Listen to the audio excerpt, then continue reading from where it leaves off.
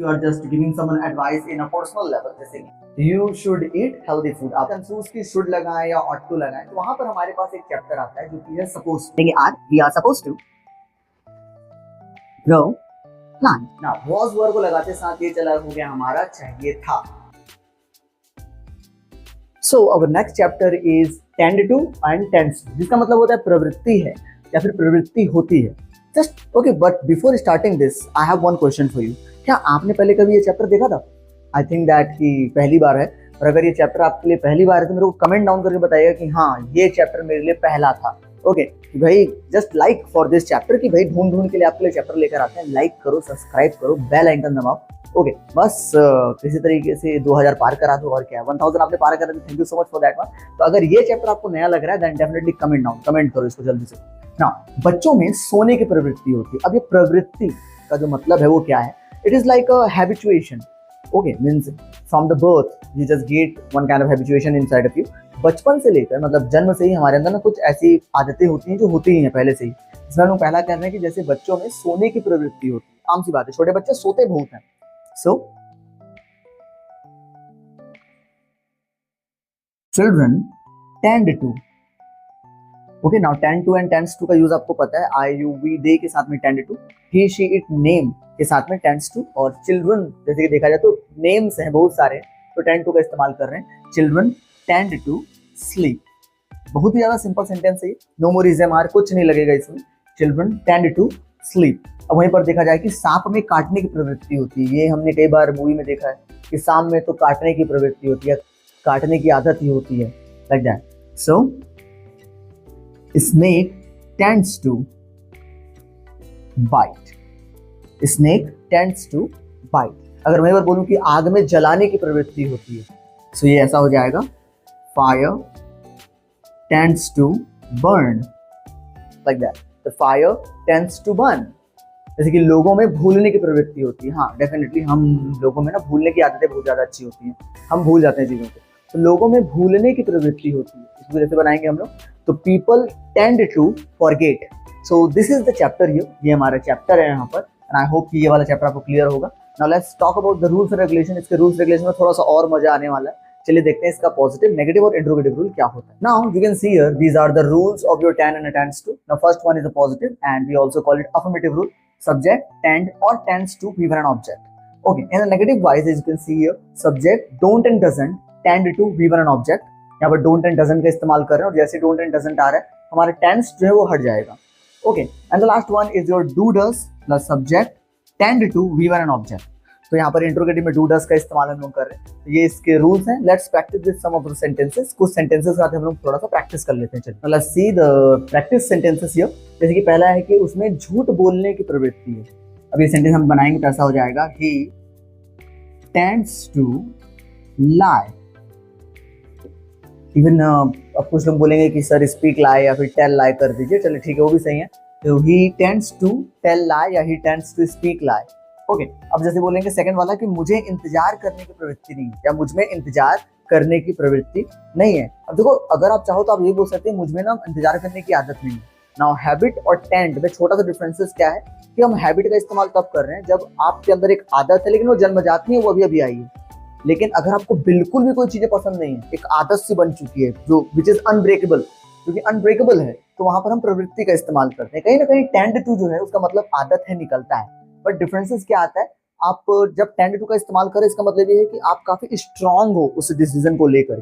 तो अगर आपको एक स्ट्रिक्टनेस अगर दिखाना तो आप वहाँ टेंड टू का इस्तेमाल कर सकते हैं। जैसे कि यहाँ पर है तो ये हो जाएगा आई डोंट टेंड टू।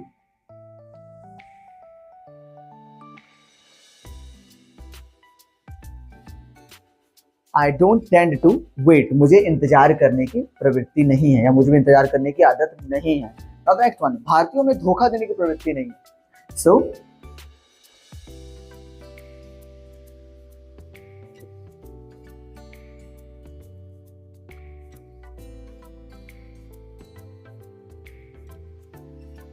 ये रहा Indians don't tend to हुडविंक।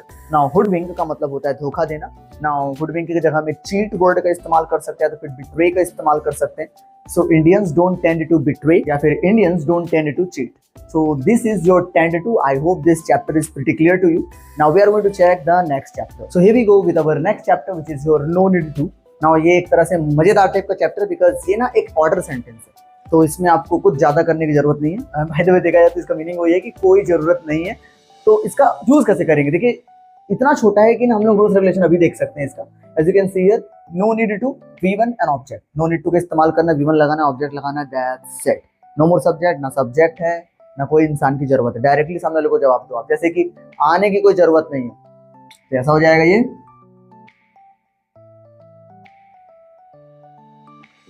No need to come, और आपको बोलना ही वैसे ही इसको एज अ ऑर्डर, आने की कोई जरूरत नहीं है, नो नीड टू कम, जैसे कि बात करने की कोई जरूरत नहीं है, ये हो जाएगा नो नीड टू टॉक, या फिर अपना दिमाग चलाने की ना कोई जरूरत नहीं है, ये ऐसा हो जाएगा नो नीड टू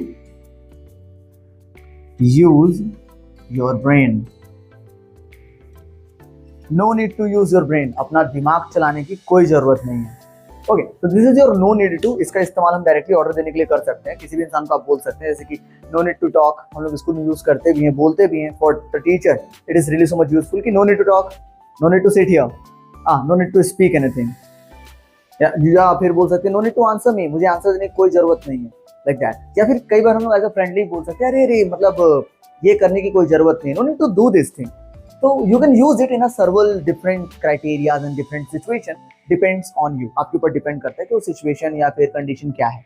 बट मैं बोलूंगा कि ये चैप्टर बड़ा ही छोटा सा था, एंड आई होप कि ये चैप्टर आपको काफी हद तक क्लियर हो गया होगा। तो एक काम करते हैं, हम चलते हैं एक और छोटे से चैप्टर की तरफ। ओके, एंड लेट्स सी, देखते हैं वो हमारा चैप्टर कौन सा है। Now the next topic is related to. ये भी बड़ा आसान है, एंड सबसे बेस्ट पार्ट इसमें का ये है कि इसमें वर्ब लगाने की जरूरत भी नहीं है आपको, हम डायरेक्टली आगे बढ़ जाएंगे। कि इसका मीनिंग होता है, देखिए संबंधित है, या फिर मैं बोलता हूँ कि रिलेटेड है, बिकॉज हम संबंधित है बहुत कम यूज करते हैं, रिलेटेड है ज्यादा यूज करते हैं। जैसे कि अगर पहला क्वेश्चन अगर देखा जाए या पहला सेंटेंस देखें, तो यह सवाल गणित से संबंधित है। अगर मैं चाहूँ तो बोल सकता हूँ कि ये क्वेश्चन जो है वो मैथ से रिलेटेड है। हम ऐसे बात ज्यादा करते हैं। प्योर इंग्लिश में अगर बनाने की कोशिश करें तो ऐसा हो जाएगा, this question is related to maths, बस बन गया, this question is related to maths. या फिर सेकंड वाला देखते हैं कि आज का वीडियो या आज की वीडियो एडवांस इंग्लिश से रिलेटेड है। सो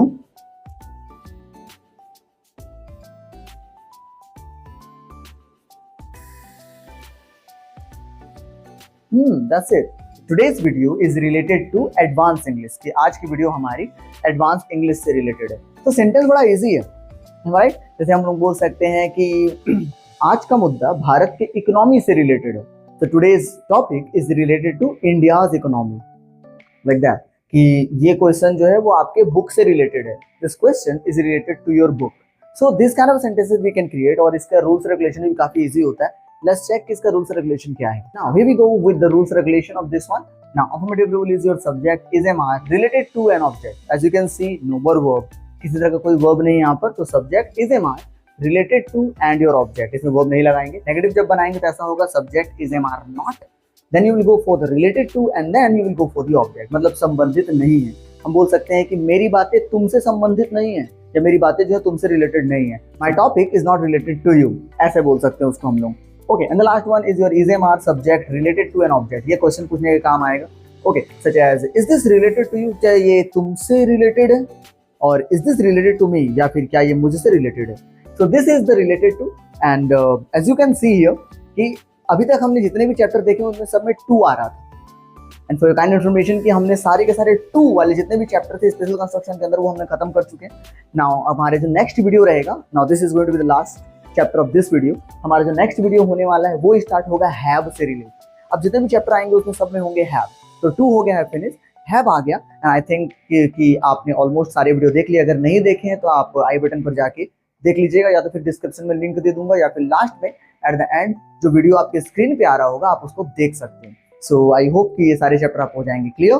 So we'll meet you on the next time. If you are new in this channel, don't forget to subscribe, like and share with all the people.